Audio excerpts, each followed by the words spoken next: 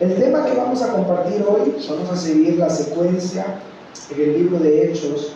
Ya terminamos el capítulo 7, vamos a iniciar el capítulo 8. Y el tema tiene por nombre una iglesia que avanza en su misión, a pesar de las adversidades. ¿Cuál es el tema que vamos a compartir? Una iglesia que avanza en su misión a pesar de las adversidades. En el año 1956, un grupo de misioneros norteamericanos, la mayoría de ellos jóvenes, muy jóvenes, decidieron dejar la comodidad de su país para irse a la selva ecuatoriana, porque el deseo del corazón de cada uno de estos misioneros era poder alcanzar a las tribus indígenas de esa región. Estos jóvenes dejaron todo, dejaron trabajos, familias, en fin, dejaron todo en pro de lo que el Señor les había llamado. Ellos lograron llegar a este lugar, tuvieron un tiempo para establecerse, y empezó ese tiempo de poder hacer contacto con esta comunidad, ya que era una tribu un poquito aislada y no era fácil acercarse a ellos. Pero ellos trataron de hacer ese contacto, primero enviaron, incluso trataron de, a través de un avión, enviar ciertos detalles para mostrarse de manera amigable, y se permitió poder tener ese contacto con esta tribu. Pero algo bien impresionante sucedió, es que cuando lograron tener contacto con esta tribu, algo sucedió que quizá a detalle no podemos mencionar, pero todo este grupo de misioneros fueron asesinados por esta tribu. A lo mejor algunos conocen la historia, incluso hay una película, quizá algunos la han visto. Pero eso nos lleva, mis hermanos, a preguntarnos cómo la iglesia o los cristianos podemos entender, comprender el plan de Dios ante este tipo de tragedias. Y no solamente ante las tragedias, sino ante la persecución, ante las amenazas, y no cualquier tipo de amenaza, sino las amenazas de muerte. Yo creo que a través de la palabra del Señor, el capítulo 8 del libro de Hechos nos permite ver al menos 3 aspectos importantes que nosotros como iglesia debemos considerar en cuanto a nuestra misión, y no en cualquier contexto, sino muy a pesar de las adversidades. Vamos a ver 3 puntos, mis hermanos. El primer punto es una iglesia con una asignación pendiente. Una iglesia con una asignación pendiente. El segundo punto es una iglesia estremecida a través de la persecución. Y el punto 3, que va a ser nuestro último punto, es el Dios que se glorifica a través de las adversidades. ¿Qué tal si le damos un fuerte aplauso al Señor? Y rogamos que a través de su palabra Él pueda desafiar nuestros corazones. En primer lugar, una iglesia con una asignación pendiente. Mis hermanos, ¿cuál era la tarea principal que los discípulos habían recibido de parte del Señor? Para nadie es un secreto que luego de la resurrección, la Biblia registra que Jesús estuvo alrededor de ¿cuántos días con ellos? Alrededor de 40 días con sus discípulos, y estuvo allí con ellos hablándoles sobre el reino, estuvo dándoles instrucciones antes de su ascensión. Pero Jesús les dijo que no salieran de Jerusalén antes que viniera el Espíritu Santo sobre ellos. Entonces, ¿cuál era la tarea de los discípulos? En primer lugar, recordemos que antes de la crucifixión, en Mateo capítulo 28, versículos 19 y 20, el Señor les dejó una tarea, o les anunciaba una tarea clara y específica a los discípulos. ¿Y cuál era esa tarea? La Biblia dice: vayan prediquen el Evangelio, hagan discípulos a todas las naciones. Y efectivamente esa misma tarea el Señor reafirma luego de la resurrección. El Señor lo reafirma cuando en Hechos capítulo 1 versículo 8, después de estar con ellos, después de haberles dado el reino y darle muchas instrucciones, Él les dice en Hechos capítulo 1 versículo 8: pero recibirán poder cuando el Espíritu Santo venga sobre ustedes y serán mis testigos en, vamos a leerlo, Jerusalén, en toda Judea y Samaria y hasta los confines de la tierra. Y así sucedió, mis hermanos.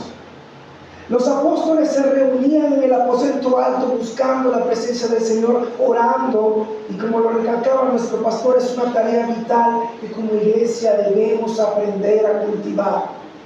Pero llegó el momento en que esa palabra del Señor Jesús se cumple y el Espíritu Santo vino sobre todos ellos con poder, y el Señor los capacitó para poder hacer obras extraordinarias. ¿Cuántos alaban el nombre del Señor?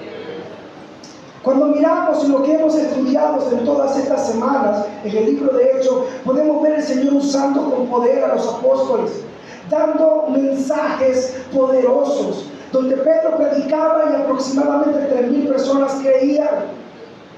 La iglesia estaba avanzando con poder.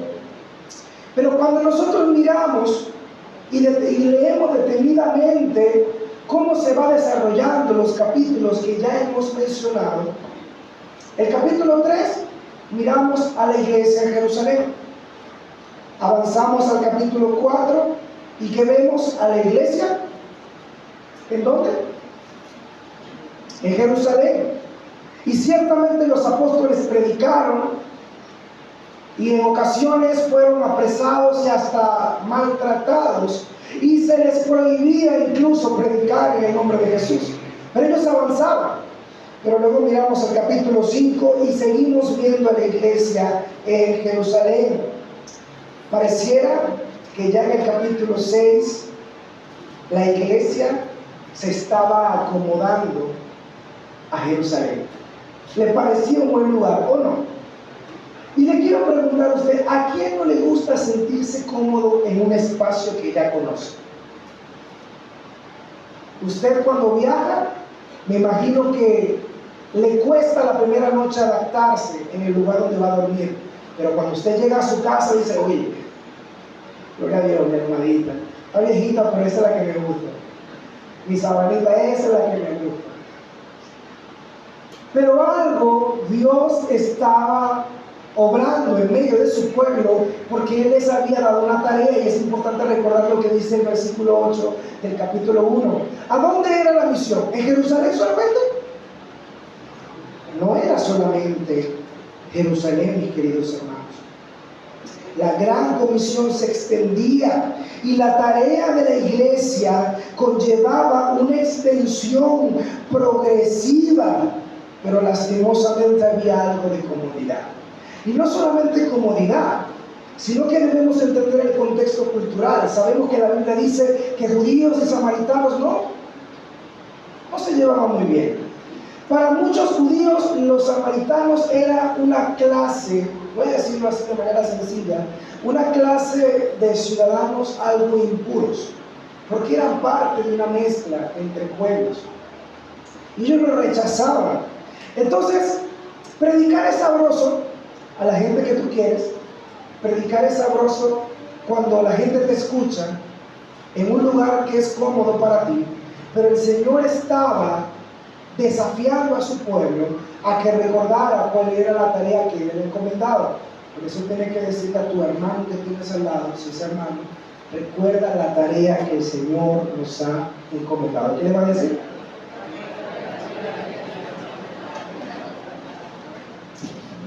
Mis hermanos, cuando nosotros miramos el primer cuadro, entendiendo todo el contexto de los capítulos que ya hemos estudiado, podemos sacar algunas conclusiones importantes para nosotros hoy. En primer lugar, Dios permite ver a través de su palabra que la misión de la iglesia no era cualquier cosa y no era una tarea opcional, pero también nos permite ver que la misión de la iglesia no es estática. Amén. La misión de la iglesia no era estática, no era que Dios quería que solamente los judíos o la gente que vivía en Jerusalén fuese salva, creyera en Cristo y formara ahora parte del gran pueblo de Dios. Dios quería salvar a todas las naciones. ¿Cuánto dicen amén? Pero lastimosamente había cierta comodidad, y aunque es difícil comprender para nosotros ciertos métodos que Dios usa, Dios estaba ahora moviendo el escenario de la historia para que su iglesia avanzara en el plan y el llamado que le había dado. Pero seamos honestos, mis queridos hermanos, y quiero que reflexionemos en esto.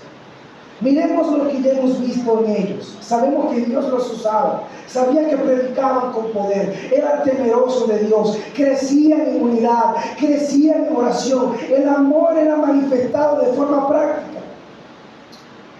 Pero había comodidad. Yo quiero que nos preguntemos hoy en esta mañana, ¿será que puede que haya algo de comodidad en nosotros hoy? ¿Será que como iglesia tenemos una tarea pendiente que hemos descuidado? Nuestro pastor decía algunas semanas atrás, decía, si quieres alcanzar al mundo para Cristo, ¿por dónde debe comenzar? Por tu casa. A veces de repente tenemos esa idea de ir a las naciones y gloria a Dios, porque ese deseo se siembra en el corazón de los creyentes. Pero queremos ir a las naciones y olvidamos el trabajo local que Dios está, o nos demanda, incluso nos permite hacer, pero a veces lo ignoramos. Así que el Señor estaba estremeciendo a su iglesia porque había una comodidad. El evangelio solamente estaba localizado en ese momento en Jerusalén, pero Dios quería que se extendiera. ¿Cuánto alaba su nombre? Así que allí es donde pasamos al segundo punto de esta enseñanza. Una iglesia estremecida a través de la persecución. Vamos un momentico a los versículos 1 y 2. Dice la Biblia, y Saulo consentía, estamos en el capítulo 8, y Saulo consentía en su muerte. Y aquel día hubo una gran persecución contra la iglesia que estaba en Jerusalén, y todos fueron esparcidos por las tierras de Judea y de Samaria, salvo a los apóstoles. En el capítulo anterior nosotros podemos ver a Esteban dando uno de los sermones, pudiera decir yo, más extraordinarios registrados en la Escritura. ¿Y qué vemos en un pueblo? Vemos un pueblo con un corazón duro. ¿Y qué sucedió? Ellos recibieron con alegría la predicación de Esteban. Hubo rechazo. Incluso la Biblia dice que algunos se tapaban los oídos en forma de decir que era fuerte el rechazo en cuanto a las enseñanzas de Esteban acerca del Evangelio de Cristo. Pero muchos se estremecieron o se llenaron de ira y se levantaron contra Esteban. ¿Y qué hicieron? Lo apedrearon. Esteban, para algunos, es reconocido el primer mártir. Pero allí en medio de ese pueblo también está un personaje que es importante resaltar, que es Saulo, un joven Saulo. Y dice la Biblia que los mantos de este hombre de Dios, Esteban, prácticamente le cayeron a los pies de este joven Saulo. Mis hermanos, hay que hacer un pequeño paréntesis y entender quién era Saulo, porque habría que entender también cuáles eran las intenciones de este joven. El versículo 1 dice que Saulo consentía, vamos a decir que dice la Biblia, y Saulo consentía en su muerte. La Reina Valera quizá le quita un poco de peso a lo que el original trata de transmitir. La Reina Valera dice consentía, pero eso viene de una palabra que significa o se llama seneudoqueo, que en otras palabras se refiere a probar, pero de manera más sencilla es estar agradado con.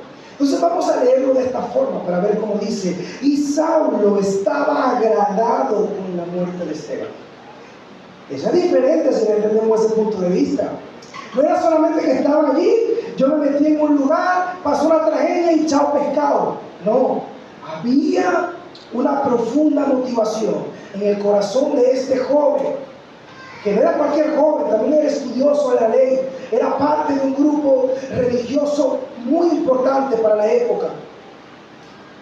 Pero él estaba allí, como que de alguna manera disfrutando lo que le ocurría a este joven predicador.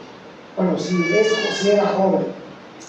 Ahora, Pablo, que sabemos que es este mismo Saulo, pero ya después regenerado y transformado por el poder del Evangelio, dice a los hermanos en Filipenses, capítulo 3, versículo 6, que su vida anterior o antes de Jesús, él era muy celoso de su fe. Aunque en esta oportunidad no nos vamos a detener en muchos detalles sobre la vida de Pablo, es importante resaltar que quizá la motivación que este joven Saulo tenía era porque quería guardar, por así decirlo, la pureza de una nación que por muchos años había conocido de Dios, pero lastimosamente la había adecuado a su manera y había olvidado al verdadero Dios de la Biblia. Entonces cualquier movimiento que se levantaba, Saulo era el primero, joven, impetuoso, lleno de fuerza, lleno de vida, y no solamente con eso, sino con sabiduría, con herramientas, con formación. Y eso es tremendo, porque un joven así es el primero que dice, mira, yo mismo soy. Pero es increíble cómo Dios puede usar estos medios, que a veces no entendemos, para su gloria. Y es lo que vamos a ir avanzando a medida que leamos la Escritura. ¿Qué fue lo que dice la Biblia? En aquel día hubo una gran, lea conmigo la Escritura, una gran persecución. Y es importante entender que esta palabra aquí no está por casualidad. No era solamente una persecución, era una gran persecución. Mi querido hermano, Lucas lo registra de esa manera para que nosotros podamos entender que lo que estaba sucediendo en medio del pueblo de Dios, que en ese momento estaba en Jerusalén, era algo terrible. Y no solamente era por hombres que se motivaban en un momento por decir estoy de desacuerdo contigo, no, eran hombres que estaban completamente persuadidos de que hacían la voluntad de Dios, y en ese caso era Saulo. Algunas personas dicen que había violencia. No era cualquier cosa lo que estaban viviendo. Y entiéndase, no era solamente a los líderes. Porque cuando nosotros miramos los capítulos anteriores podemos ver que los apóstoles sí eran lo que salía en el panorama. Pero en este caso era la iglesia completa. Los creyentes, los jóvenes que habían creído, las mujeres, estaban siendo perseguidos, dice la Biblia. Y todos fueron esparcidos por la tierra de Judea y Samaria. Mis queridos hermanos, como lo hablábamos al inicio del mensaje, quiero que me responda con total honestidad. ¿Es fácil para nosotros digerir que Dios utilice un acontecimiento como la persecución para desafiar a su pueblo a que cumpla la tarea que Él le encomendó? Respóndame con total honestidad. ¿Es fácil digerirlo? Vamos a ilustrarlo un poquito. Imagínate que estás en tu casa, te tocan la puerta, ¡pum, pum, pum! Tú eres lo que eres seguidor de Cristo, vamos, salte de ahí. Pero ya va, llévame a mí, déjame a mi esposa. No, todos. Y no era solamente que iban a ser apresados, algunos probablemente maltratados e incluso pudieran ser asesinados. Mis hermanos, pero hay una verdad que la Biblia muestra detrás de toda esta enseñanza, y es que Dios se glorifica aún en la tragedia. ¿Cuánto alaba su nombre? Dios se glorifica en medio de la tragedia, y como sucede incluso en el libro de Génesis, en la vida de José, lo que algunos pueden pensar que es mal, Dios lo termina usando para bien y para su gloria. ¿Cuántos dicen amén? Hay algo que en ese momento yo no entendía quizá, pero ellos estaban cómodos en Jerusalén. Y luego de que ese Saulo comenzara con otros grupos de personas fanáticas quizá a perseguirlos, ellos fueron esparcidos de Jerusalén ¿a dónde? A Judea y luego a Samaria.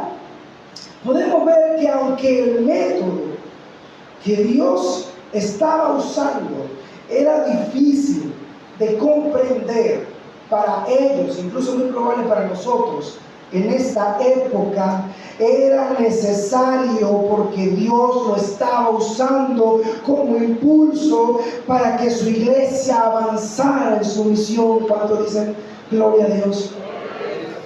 Era necesario. Y ahora me gustaría que pudiéramos entenderlo para nosotros. ¿Alguna vez te has preguntado, quizás en la situación que vivimos como venezolanos, ¿no será que Dios está estremeciendo a su pueblo? ¿No será que Dios nos está estremeciendo, mis hermanos? Y no como un castigo, no lo vean desde ese punto de vista, porque los cristianos no estaban siendo castigados en este contexto, sino que Dios puede que esté estremeciendo nuestra vida para que sea un catalizador para avivar la obra de Dios en Venezuela. Y si Dios lo hizo con ellos, mis hermanos, yo creo que Dios puede que esta situación difícil, Dios mío, que vivimos en nuestro país, sea esa sacudida para que nos demos cuenta que quizás hemos puesto nuestra mirada en lo que no tenemos, en la situación, en los problemas, quizás nuestros propios anhelos, y hemos perdido de vista la oportunidad de utilizar este escenario como un canal para aquellos que sufren, para aquellos que están desalentados, para aquellos que están perdidos en el pecado, puedan ver el glorioso evangelio de Cristo. Y allí donde la palabra de Dios, mis hermanos, trae luz y claridad a nuestra vida. ¿Y por qué es importante entender que Dios puede usar esos medios? Porque me gustaría comparar el testimonio, por así decirlo, o el fenómeno que hubo en Corea del Sur. Mis hermanos, era una nación que estaba sumergida en guerra, una nación dividida. Había un grupo con una ideología política que se marcaba en una zona, otro en otra zona, y por años, incluso hasta el sol de hoy, esa guerra avanza. Pero ¿cómo cambió ahora Corea del Sur? ¿Por qué? ¿Porque tuvieron mejores presidentes? ¿Porque tuvieron mejores líderes? No, Corea del Sur cambió y ahorita es una potencia mundial porque el evangelio penetró en ese país. Y no solamente penetró, sino que los cristianos comenzaron a cumplir la misión. Y Corea del Sur, mis hermanos, es uno de los países que más envía misioneros a todo el mundo.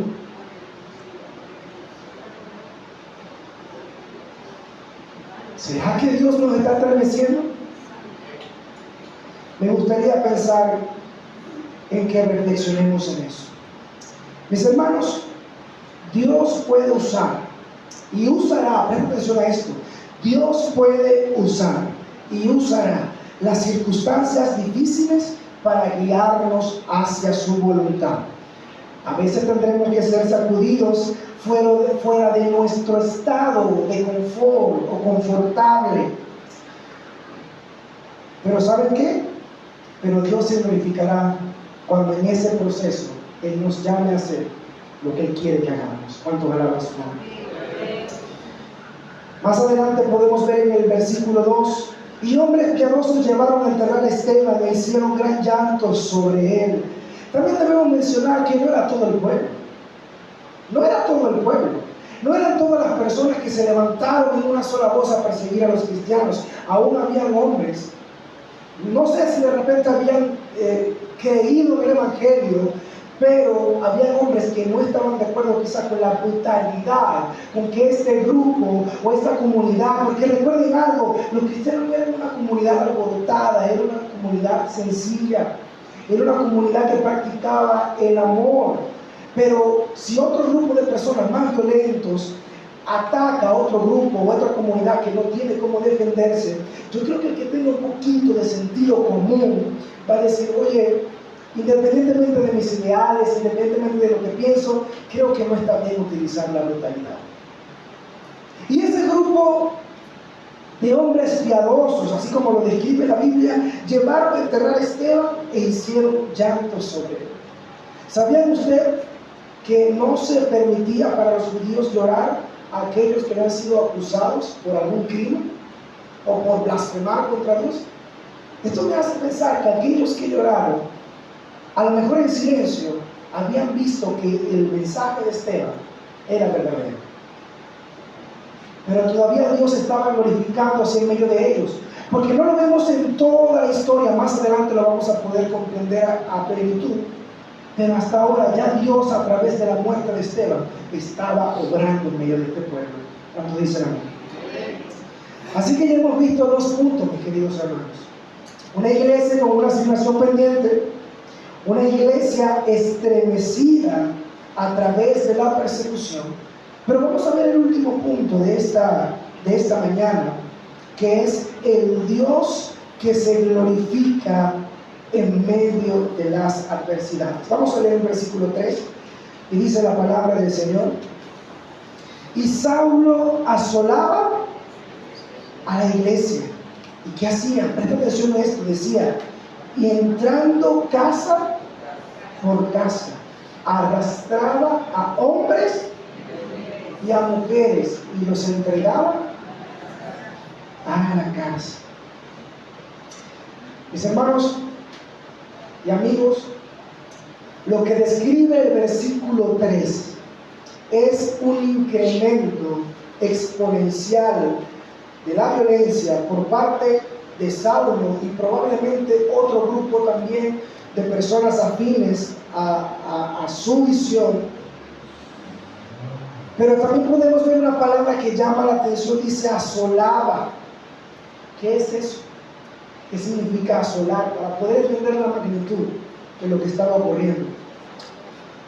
Asolar se refiere que atacaba cruelmente a los creyentes. Y me gustaría mencionar una palabra de John Stott sobre lo que esto implicaba, porque John Stott decía, no solamente dejó a las mujeres, sino que hasta las buscó y logró la muerte de su víctima. Hay un dicho con un código, no sé si es así, usted me corrige si estoy equivocado, pero pareciera que incluso hasta los delincuentes tienen un código, ¿no? Y ese código es como que, bueno, mujeres y niños, no sé si eso sea del todo así, pero creo que he escuchado de que hay personas de la vieja escuela, por así decirlo, que no tocaban a mujeres ni mucho menos a niños. Pero podemos ver la magnitud del corazón duro que tenían estos personajes. No solamente eran los hombres, eran mujeres, probablemente niños, arrastrados, apresados. Y como decía John Stott, muchas veces procuraban hasta la muerte de su víctima. Eso quiere decir que Esteban no fue el primero. No era el único, perdón. Esteban no era el único. Muchos otros estaban sufriendo. Mis hermanos, al entender todo este escenario, yo creo que es importante que nosotros lo podamos contextualizar y entender cuáles son los desafíos para nosotros hoy. En primer lugar, lo repito una vez más, porque yo quiero que usted y yo podamos ser honestos y decir, esto no es fácil de digerir. Esto no es fácil de digerir. Usted puede ver a Dios, imagínense que usted está en ese escenario. Usted puede ver a Dios allí. Estás muy emocionado. Cristo te salva. Te llena de gozo, porque cuando creemos en Cristo, Él nos da de su gozo. Amén. Compartimos como hermanos. Disfrutamos. Nuestras vidas están siendo transformadas. Pero de la noche a la mañana llega otro grupo que los cataloga como quizá falsos, y no solamente discuten en cuanto a lo que creemos, sino que nos persiguen porque tienen fuerza y tienen el respaldo de las autoridades de aquella época. Y no solamente hacen eso, sino que entran a tu casa No solamente puede que te lleven a ti, sino que toquen a tu esposa y toquen a tus hijos. Quiero que me respondas con total sinceridad. ¿Tú ves a Dios allí?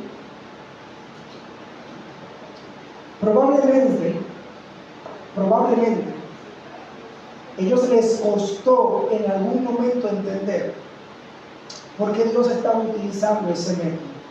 Pero déjenme decirle, mis queridos hermanos, que Dios nunca dejó de estar con su pueblo. Jesús en Mateo capítulo 28, versículo 20, dice: y yo estoy con ustedes hasta el fin del mundo. Aunque pasamos,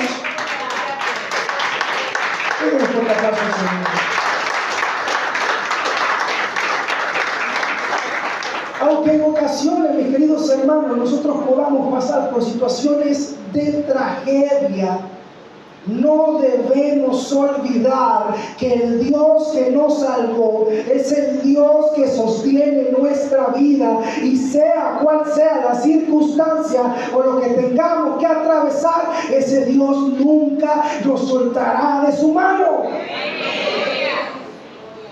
Y aun cuando tú y yo no lo veamos, y eso pasó en medio de su iglesia. Mis hermanos, no es fácil.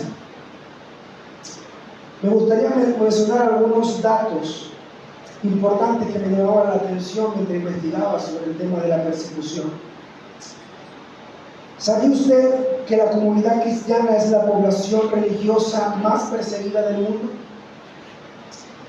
¿Sabía usted que 1 de cada 7 cristianos en el mundo es perseguido por su fe? ¿Sabía usted que en lo que va de año, aproximadamente 5,000 cristianos han sido asesinados por causa de su fe?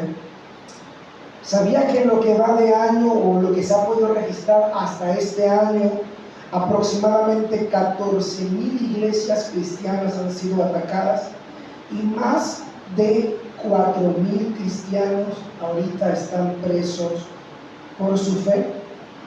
Y déjame decirle que yo no estoy inventando estos datos. Es información real de la organización Puertas Abiertas, que mide el estado de la persecución mundial. Puede entrar en el link y confirmarlo por su propia cuenta. Pero una palabra de un testimonio, o un testimonio de un misionero que está ahorita en Yemen, y su nombre es Saleh. Probablemente a lo mejor no es su nombre real, porque ellos tienen que cambiar su nombre por temas de seguridad. Él dijo: ¿qué clase de cristianos seríamos si no arriesgáramos nuestra vida por causa del Señor? Y dijo: sus oraciones nos dan fuerza para seguir adelante. Mis hermanos, la misión que Cristo nos dio a usted y a mí nos sobrepasa. No es una cuestión de gustos, no es una cuestión de comodidad, no es una cuestión incluso de métodos, es una cuestión de vida o muerte. ¿Sabe por qué? Porque si algún momento la tragedia o la adversidad pueda físicamente quitarnos la vida, la salvación en Cristo está segura para ti y para mí.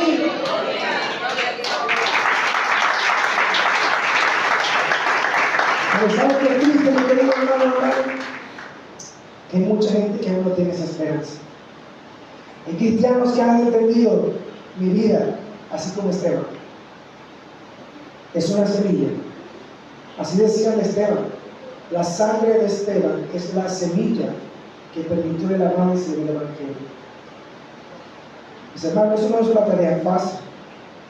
Ahora, hay una segunda parte de la historia que le comentaba al principio.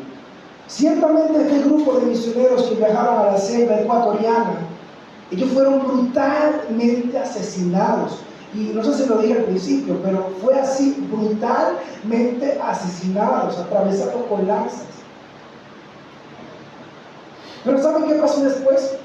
Las familias de estos hermanos, ellos pudieron haberse llenado de resentimiento, pudieron quizá haberse llenado de dolor, incluso haber pensado: ¿qué sentido tiene servir? ¿Qué sentido tiene seguir y rendir tu tu vida, tu tiempo, un Dios que no es capaz de guardarte.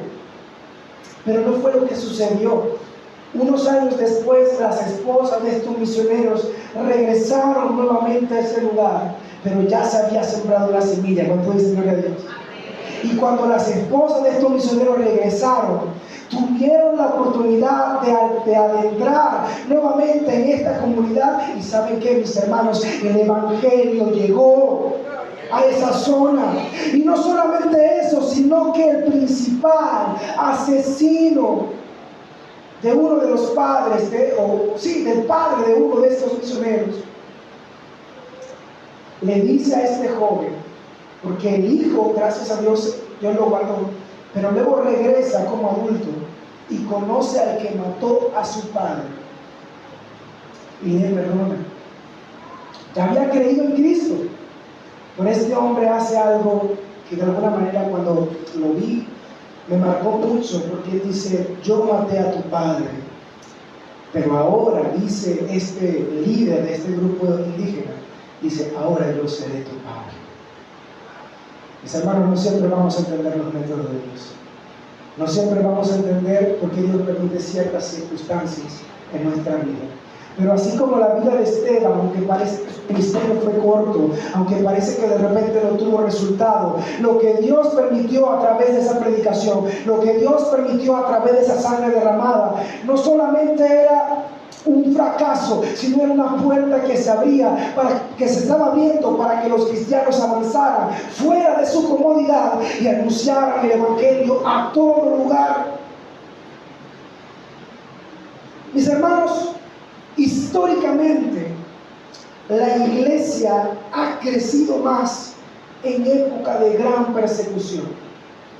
Hoy en día Corea del Norte, que es el país que está vecino a Corea del Sur, y son dos estilos de vida diferentes, está en el primer lugar de la persecución mundial ahora.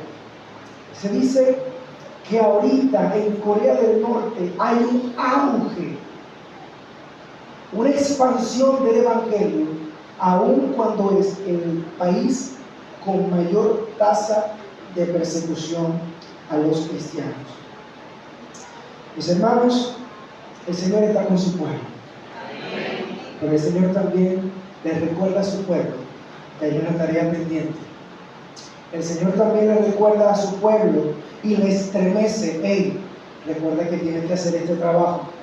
Y cuando en ocasiones estamos muy adormecidos, porque quizá el mundo tiende a ser atractivo y nos podemos deleitar, el Señor utiliza métodos que a lo mejor no entendemos, pero esos métodos terminan siendo un instrumento para su gloria y para la expansión del evangelio.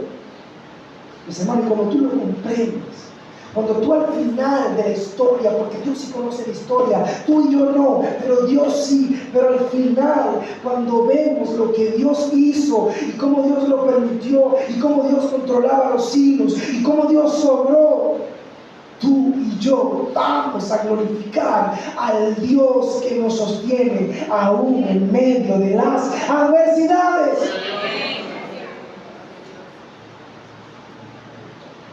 Yo creo que eso debe ser de desafío para nosotros.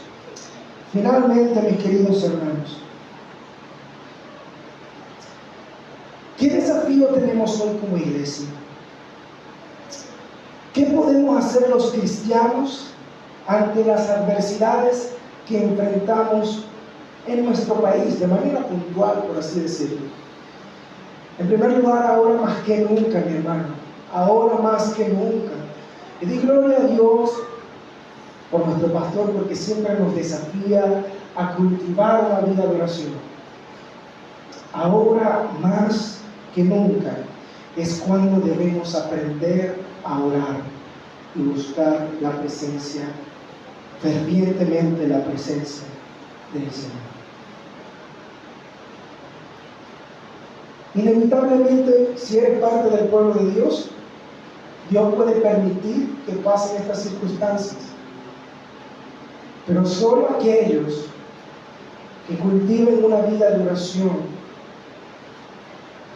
y que descansen por completo, se rindan. Lo cantábamos en el tiempo de la ofrenda: yo me rindo a Él. Eso en canción suena bonito, pero la vida práctica implica entregarte por completo. Mis hermanos, y si tú y yo, en esta época de hostilidad que estamos viviendo, no buscamos la presencia de Dios, creo que tenemos un gran problema, mis hermanos. Porque lo que dice la Biblia es que la persecución no fue cualquier cosa, fue una gran persecución. Y la brutalidad con que estos hombres persiguieron a los cristianos fue extremadamente dura. Yo no sé lo que Dios puede permitir en medio de nuestra nación, pero lo que sí sé es que Dios sostendrá a su pueblo aún en medio de estas adversidades. ¿Y saben qué? El Evangelio nunca podrá ser detenido. Porque a lo mejor hoy lo vemos como un salto en la historia, pero ¿saben qué? La razón por que el Evangelio hoy llegó a los tronconales y permitió que se fundara una iglesia que tiene por nombre Centro Cristiano Roca de la Eternidad fue porque Dios estremeció a los cristianos de aquella época. Y sí, el ministerio de Esteban fue efectivo, porque su sangre fue la semilla que hoy en nosotros da fruto, mis queridos hermanos. Y no solamente él, podemos pasar un recorrido por toda la historia y mencionar a grandes hombres que han estado dispuestos, fieles, obedientes al Señor, de dar su vida porque el Evangelio avance y sea predicado. Algunos fueron quemados por traducir la Biblia a un lenguaje accesible por el pueblo. Pero proféticamente uno de ellos dijo: en cierto tiempo se levantará uno que continuará con este legado. Y Dios permitió, y justamente en este mes de octubre, que un monje sencillo como Lutero fuera un instrumento de Dios para traer claridad del Evangelio. Solo Jesucristo salva. Es solo mediante la fe en Cristo. Solo a Dios sea la gloria. Solo la Biblia es la palabra y el único manual de vida para el creyente. Mis hermanos, eso llegó a nosotros. Eso costó. Hubo osadía. Levantarse y pegar tesis cuando tu vida presentaba un riesgo ante el imperio católico romano. Era una tarea de valientes, pero Dios está llamando en este tiempo a hombres, mujeres, jóvenes, valientes que cumplan fielmente lo que nos ha encomendado. ¿Y sabes qué? Si el Espíritu Santo está en mí y está en ti, tenemos todo lo necesario para ser eficientes en esta tarea. ¿Cuánto alaba su nombre? En segundo lugar, debemos meditar en su palabra, mis hermanos. Necesitamos tanto la palabra de Dios en nuestra vida. Es la única fuente de aliento y de dirección.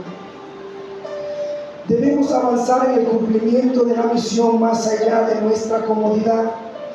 Y aunque es muy difícil la situación de nuestro país, que hablamos en nuestro aniversario, mis hermanos, que la iglesia es el bien más sublime para nuestra nación.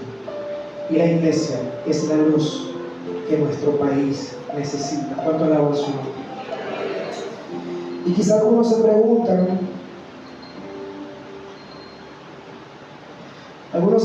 pero ¿por qué mantuvieron su fe?